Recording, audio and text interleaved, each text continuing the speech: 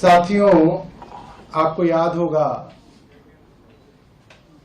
31 मार्च की रैली से पहले इसी जगह पे मैं, गोपाल राय जी, जैस्मीन, आप सब पत्रकार साथियों के साथ बैठे थे।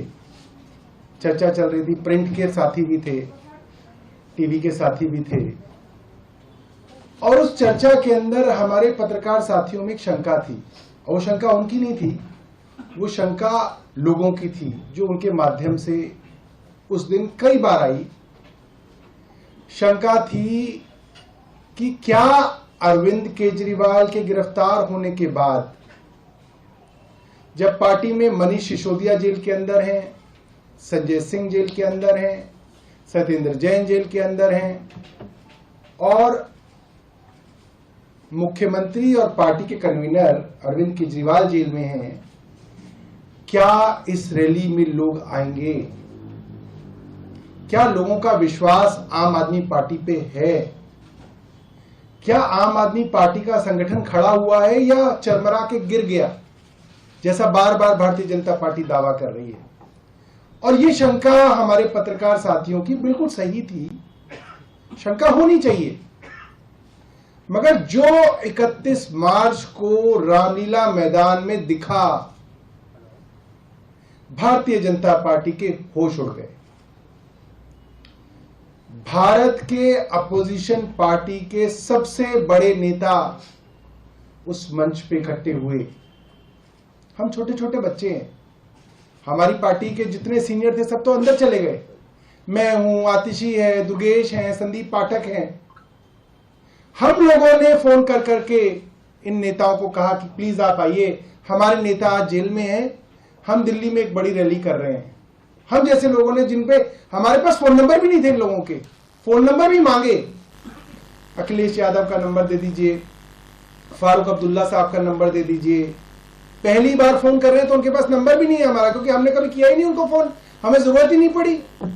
हम लोग इतने जूनियर थे अपनी पार्टी में, किसी से नंबर मांगे, व्हाट्सएप किए, उनसे बात हुई।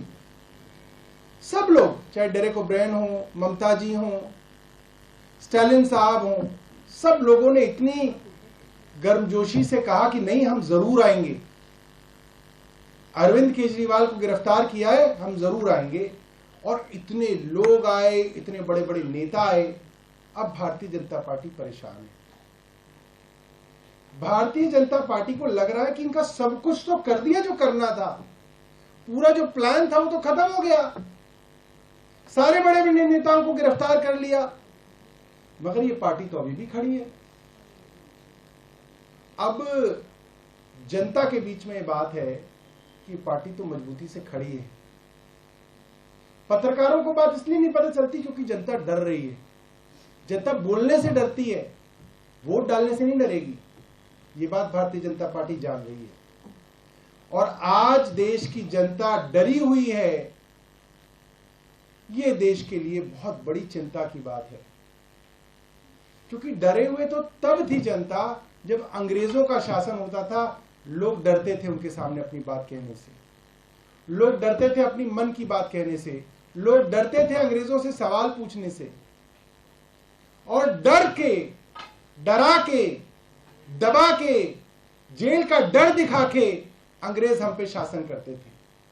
आज भारतीय जनता पार्टी की केंद्र सरकार लगभग वैसे ही हो गई है कि लोगों को जो आवाज उठाए उनको डरा के, जेल भेज के, धमका के, बाह मरोड़ के शासन चलाना चाह रहे हैं। ये बात मैं ना भी कहूं, सारे देश की जनता जानती है कि आज सिर्फ डर है।